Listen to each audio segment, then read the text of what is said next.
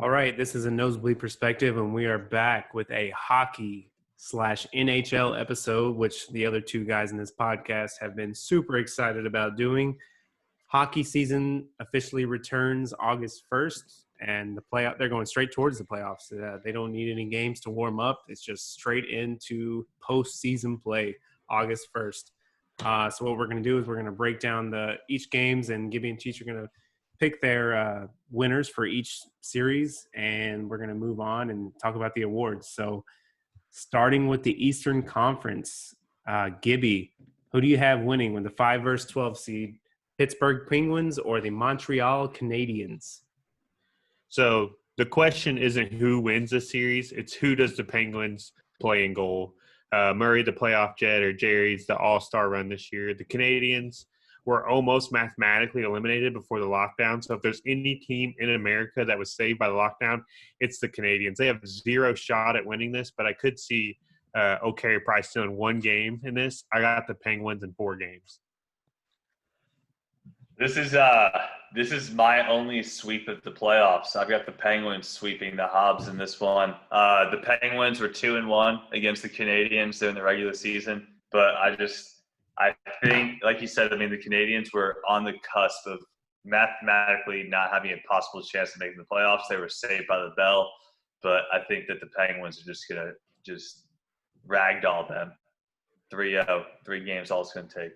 So if someone were to put their money in a certain place, this is one of the places to put their money. Yes. Penguins. Penguins. Yeah, this is what some people would call a sure thing.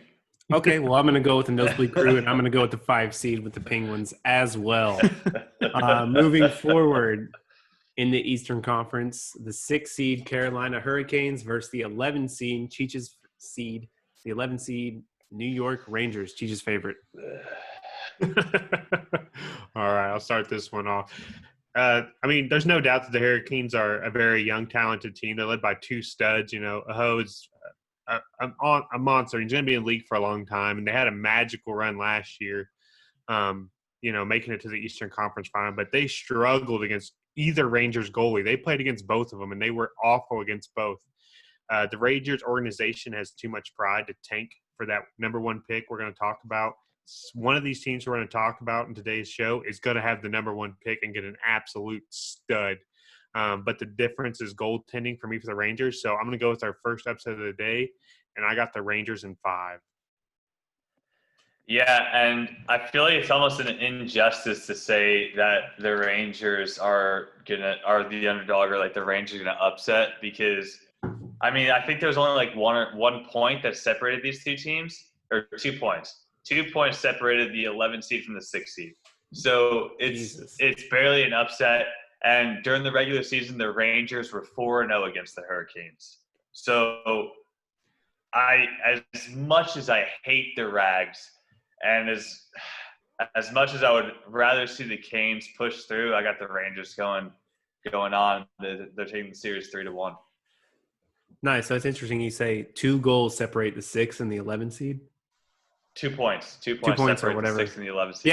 Yeah. So from somebody like me who doesn't know, if you're listening, I don't know a clue I just have no idea about hockey. So this is like new territory for me. So a 6 versus an 11, you would automatically think the 6, but these guys are saying take the 11. All right. 11, yeah. I'm going to go with the Rangers as well then, just because I have heard of that organization. All right, the 7 versus the 10 coming up in the East. New York Islanders versus the Florida Panthers. What do you guys think on this match up? Yeah, like Cheech said, the East is so good every year from top to bottom. Like, they're just tough. It's tough to be in the East, and it's just how it is. I think this one goes 5 as well. This is a good offensive team in the Panthers versus a very good defensive team in the Islanders. Joel Quenneville, the coach for the Panthers, is a tough man to bet against. He's lost lots of happiness because of him coaching Blackhawks back in the day. But I think Varlamov is the difference in this series, and I got the Islanders in 5. Yeah, no, the Islanders goaltending, the Islanders, just the overall team. I mean, everybody thought them losing Johnny T would be like the absolute just devastation of the franchise, but honestly, they're just as good or better without him. I've got the Islanders also winning the series in 5, going 3-2 against them. And, I mean, during the regular season, the Isles were 3-0 against the Panthers. So this is being generous to the Panthers and giving them 2 wins in 5 because the Islanders already swept them if we're just talking regular season play. Yeah, Barkov is such a good man. Like, if he was on any other team, like that team would get 10 more wins, 20 more points a season. That dude balls out. He reminds me of like D. Lil, man. Like, if you're comparing him to another sport, this dude is just a baller. He plays on both sides of the ice. He's so good, and I love watching him play. So I'm excited for this series. But I do, like you said, we agree again with the Islanders. Yeah, those Russian dudes, man, they just ball out. They just cut from a different cloth. Well, I'm going to go Florida Panthers here, boys, with this one. Ooh. That's right. I'm taking the Panthers. The Cats. Yeah. Forward Brian Boyle, who missed the last 19 games with an upper body injury, is expected to play and return. So, Panthers are taking this one in an upset next round. I'll take it. Yeah, so let's see. Bob Robsky is a sick goalie, so you're way good, yeah. Yeah, so good. Yeah, I'm pretty confident in my selection here, boys. The number 8 seed will be taking on the number 9 seed, Toronto Maple Leafs versus the Columbus Blue Jackets. What do you guys have here? Every year I have to go through this with Toronto in the first round. It just seems like, for whatever reason, just imagine if, like, the Kansas City Chiefs were a wild card team last year. Like, if Miami Dolphins, that's what it reminds me of. Like, they have such an explosive offense. They have everything you need in a team, but they just can't do it. If you just looked at this roster, Toronto is way better, and it's not even close. But the Blue Jackets haven't been healthy all year, and 15 of their losses came in overtime. The Blue Jackets knocked off one of the best teams in NHL history last year, and they didn't just beat them, they swept them. This team had just got the drive. They've got everything they need, but I cannot go against the Leafs. There's too much talent, and they're playing at home ice, which is absolute bullshit. I got Toronto in 5. Yeah, this is another one of those series that's just absolutely bananas because, I mean, so we got the 8-9 seed right here. They both have the same win percentage. They both have the same amount of points, but one of them has to be the home team, so it's the Maple Leafs. And the Leafs haven't won a cup since, 1967? And they have all the talent in the absolute world right now. I can't imagine them blowing this. So I do have the Leafs, especially because the Blue Jackets just dumped so much talent in the offseason because they just didn't have the cap space to sign players like Panarin and things like that. But, I mean, Austin Matthews and Mitch Marner better take advantage of these playoffs that they're in and capitalize. I got the Leafs winning this series in 4, 3-1 Leafs. Let's go. So as COO Cheech had mentioned, they both have the same winning percentage, and they also have the same amount of points scored this season. So that being said, I have to take the home team. You guys know me, big hockey buff. I'm going with the Maple Leafs. All right. So next, that's it for the first round, huh? That's it for the East. Yeah. So bouncing to the West. Yeah. Now we're pivoting towards the West. Here we go. 5 seed Edmonton Oilers versus the Chicago Blackhawks. Gibby's favorite team in the whole NHL. Who do you guys have in winning this series? 2 names: Connor McDavid and Leon Draisaitl. My apologies. Them 2 would beat this team every day of the week and twice on Sundays. This isn't 2012. Oilers in 3. Oh boy. All right. Well, I got 2 names for you also. Oh God. Not even gonna say them because you already know. I got Blackhawks in 5 in this series. Oh. I just look. All right, Leon Draisaitl and Connor McDavid combined for over 200 points this season. You're not going to see any Blackhawk player anywhere near those numbers. Patrick Kane, no. Like, it's just not happening. Tays, not even close. The Blackhawks, though, lead the season series 2-1. So if you give them 5 games against them, all I think about this series is experience and the ability to play under pressure. And you're talking Taves, you're talking Kane, and hopefully Corey Crawford drops some weight and is just prepared to fucking play hockey. Because they're literally the first practice, the first day of like training camp, getting ready for this, they said that he was unfit for practice. He literally could not play with the team. I think that the Hawks are going to take this series strictly because of the Oilers' curse and the fact that the Oilers are they're such a young team and they don't have the experience playing those tough battled games, especially when you're playing the same team 5 days in a row. I got the Hawks in 5, baby, 3-2.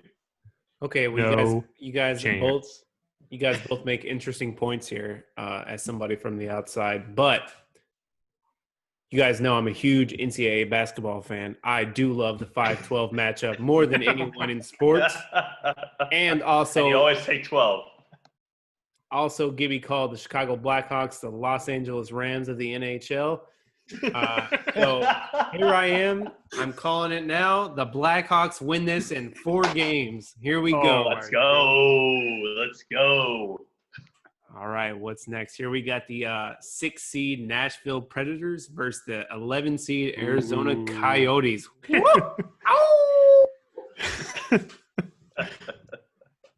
All right, so this one's fun. I think we've all this might be one of the only sports stadiums we've all been to, but Pecorine has been terrible this year, and this break might be what it took for him to turn around. Maybe not, like this dude's old, but this series comes down to how many cheeseburgers did Phil Kessel eat during the quarantine, and I'm going to guess over 100. So also, Taylor Hall is trying to get paid, and this is going to be a very motivated team. This Yotes team, there's a lot of players on there that try to prove themselves, and, their goaltending is awesome. But this is going to be a ugly, boring, low-scoring series, and I just trust the Predators' offense just a little bit more. Not much, but just a little bit more.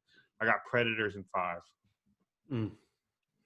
So this was probably the most difficult series for me to figure out, mostly because these two teams only played each other twice in the season, and then also being a Devils fan, I'm rooting for the Coyotes because the Devils draft pick moves up if the Coyotes make it deeper into the playoffs. However, I am taking the Preds in 4 in this series. The Coyotes did actually outscore, so these two teams played each other twice this season, and the Coyotes outscored them 7-5. But I think the Preds are the team that's built to last a 5-game series, and this series isn't going to take 5; it's going to take 4. Preds in 4, 3-1. Listen, boys. The Coyotes are here to make a name for themselves. They've made a lot of moves the past couple of years. Like you said, Chichi made a lot of good points. 7-5 outscored throughout the season. The Coyotes are winning this series. Doesn't matter. Hands down. Book it now. Win yourself some money. Coyotes in 4 games. So 4 games. All right. All right. So the 7 seed Vancouver Canucks versus the 10 seed Minnesota Wild. Gibby's Bane in the West Coast. So the Canucks are full of young studs, and they're going to be a good team down the road. I really do believe that. Their goalie, Markstrom, is making his playoff debut. Quinn Hughes has been very solid in front of him in 2. And this Wild team has a very intriguing combo of, young guns and vets. But Devin Dubnyk is not the same goalie he was in 2017. He's actually not even remotely close to the same goalie. So I've got the Canucks in 4.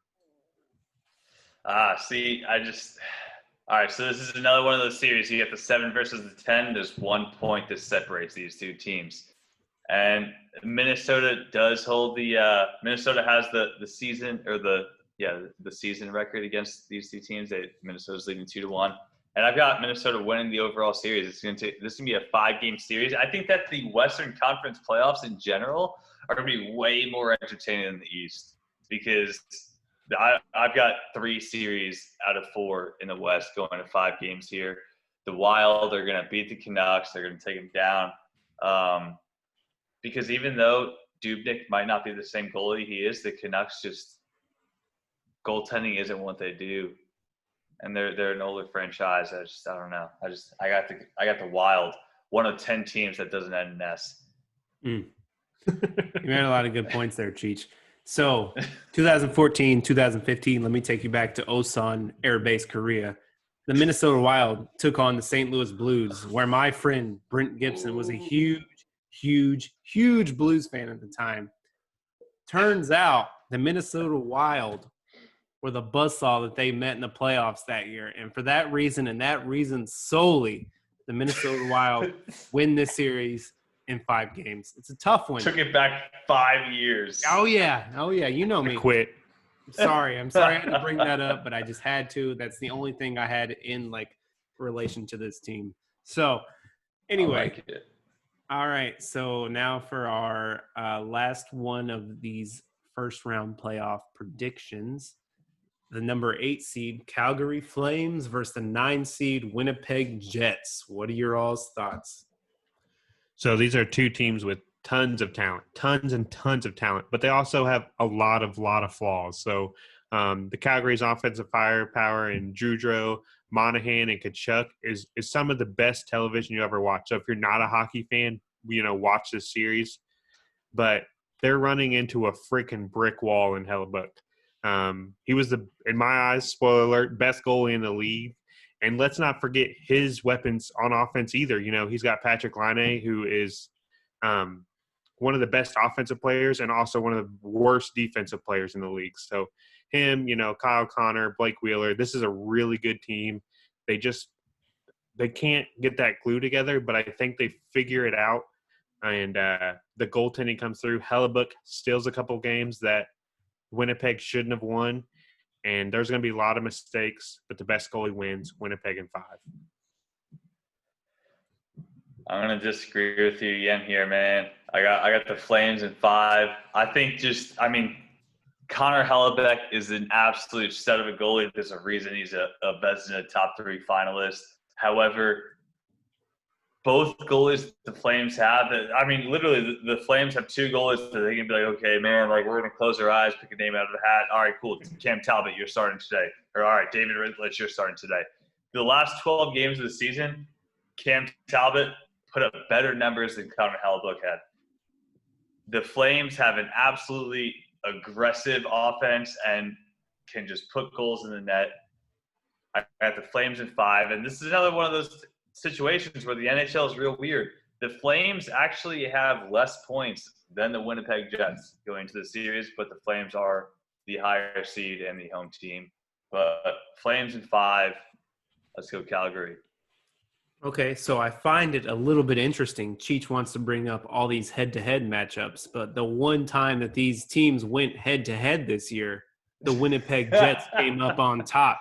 Granted, it was overtime, but they were the better team that day. It was a 2-1 game within the first 2 weeks of the season. Hey, it doesn't matter. I'm going to go with the Winnipeg Jets solely because I've heard the name more than the other team, and I think you should go with me, everybody who's betting on the NHL.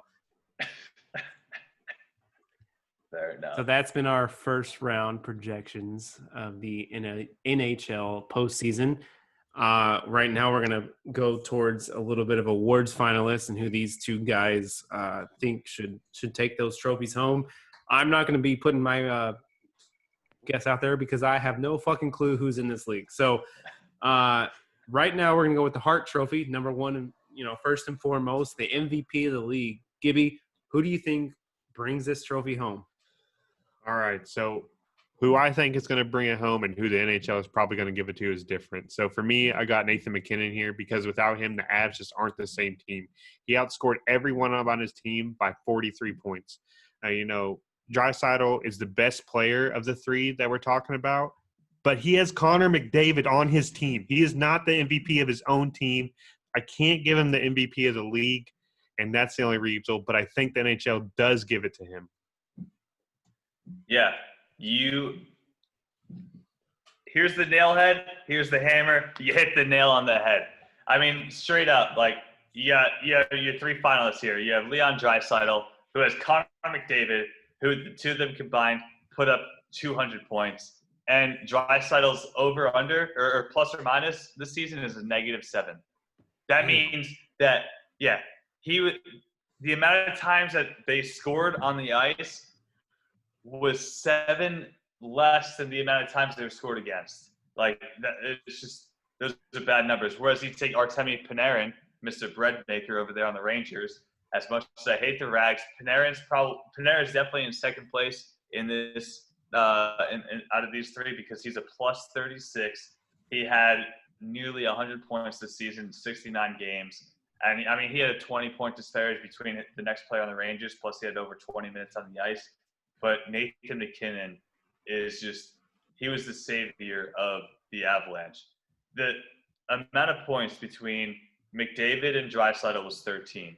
The amount of points between Panarin and the next best player on the Rangers was 20. The amount of points between McKinnon and the next best player on the Avalanche was 43. That's how important McKinnon was to the Avalanche, making it to the playoffs and being one of the top seeds in the playoffs.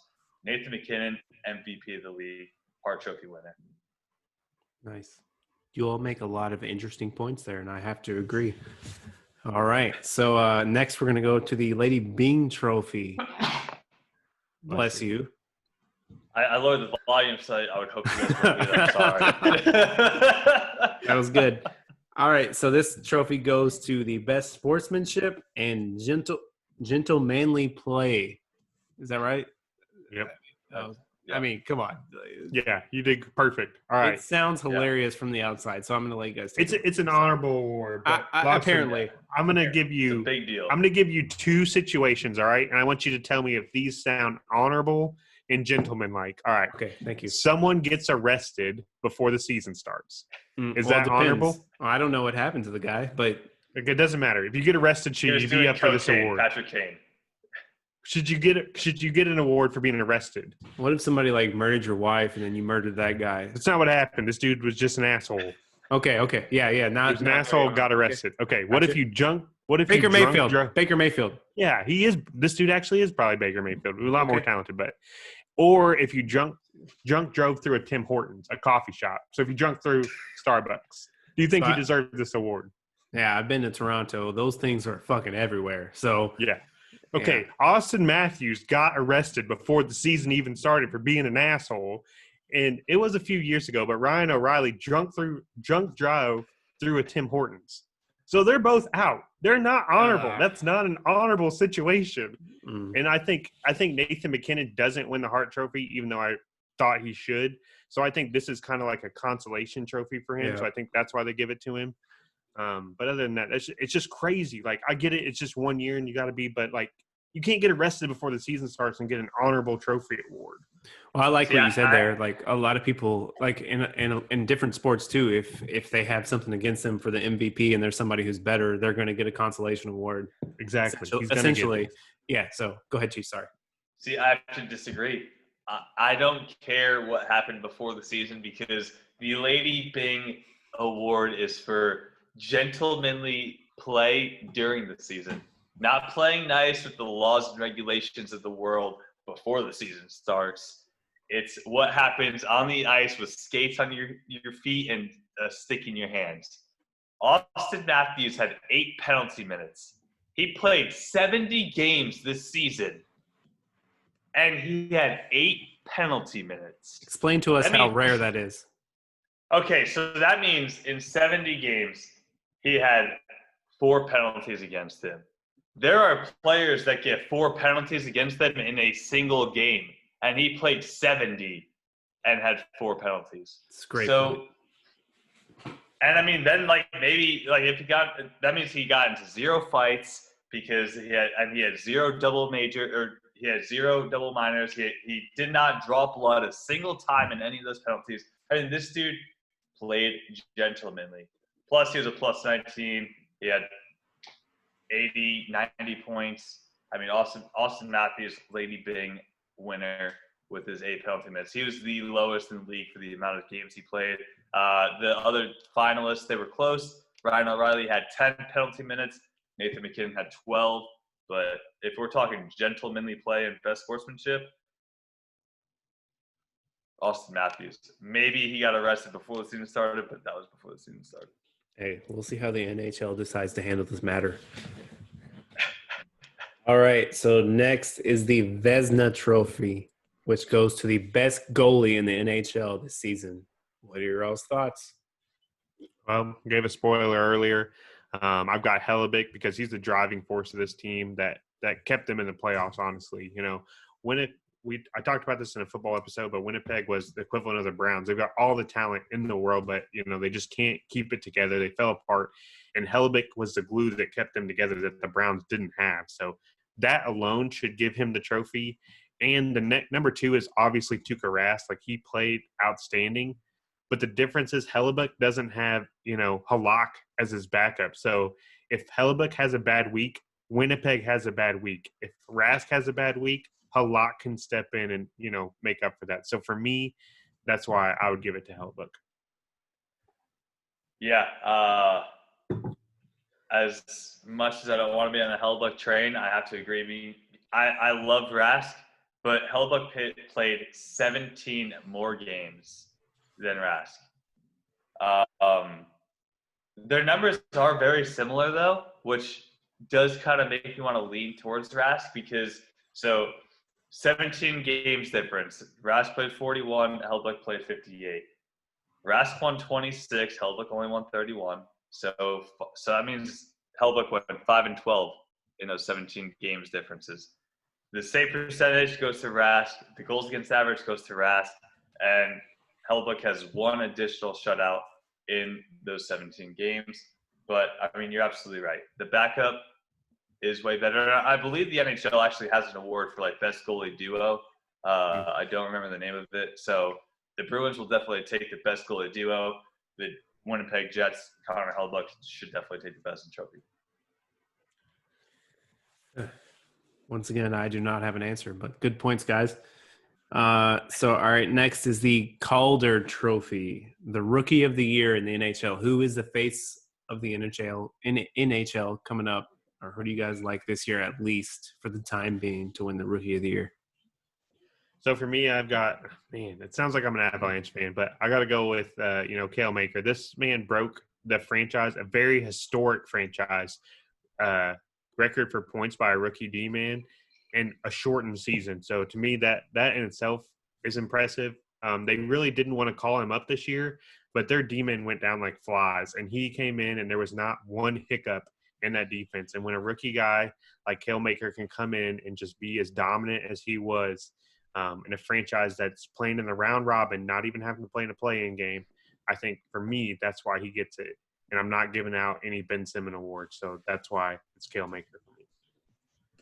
Yeah. Talking Ben Simmons, Quinn Hughes is definitely number 2 out of the Calder Trophy finalists. However, Cale Maker, just look at this man's numbers. He played 11 less games than Quinn Hughes. He had 4 more goals. He did have 7 less assists, but their point difference is 3 points. 11 game difference, but only 3 points separate them. Quinn Hughes was a -10 this season. Cale Maker was a plus 12. That plus 12 is so important. This is a defender that is on the ice for 12 more goals being scored for than goals scored against. Huge. Plus, he's on the ice for over 21 minutes a game. And out of the last 3 finalists, Quinn Hughes, Dominic Kubalik, and Cale Maker, Cale Maker has the most game-winning goals out of those 3. So you're talking a Rookie of the Year, important asset to the team, has to go to Cale Maker. And for a D-man to have 4 more goals, that's a big deal. It doesn't sound like that much, but D-man, 4 more goals, that's huge. Yeah, because this dude wasn't odds are, I didn't pay attention to the Avalanche defensive lines, but odds are when he came up from the AHL, he wasn't a first-line defender. But dude's got 12 goals and 38 assists. That's solid. That's solid for a rookie who probably wasn't a first-line D-man and had to get called up. Monster. And 4 of his 8 goals or 4 of his 12 goals are game-winning goals. Come on. Insane. That's the third. All right, guys. Well, since we're all NHL this episode, who wins the cup? Just real quick, each of you, who wins it all? And if you want to throw in a finals team for each conference, go ahead. I got Avs, Flyers, Avs winning. I hate to look like I'm hooking the homie up. I got the Blues back-to-back champs, but against the Bruins. the Blues are going to take the cup in 7. Blues Bruins rematch. Yeah. Sick. That'd be good to see. All right. Well, this has been our hockey episode of A Nosebleed Perspective. I hope you guys enjoyed it. Subscribe to our channel, and we'll be back at you with some more stuff coming soon. So take care.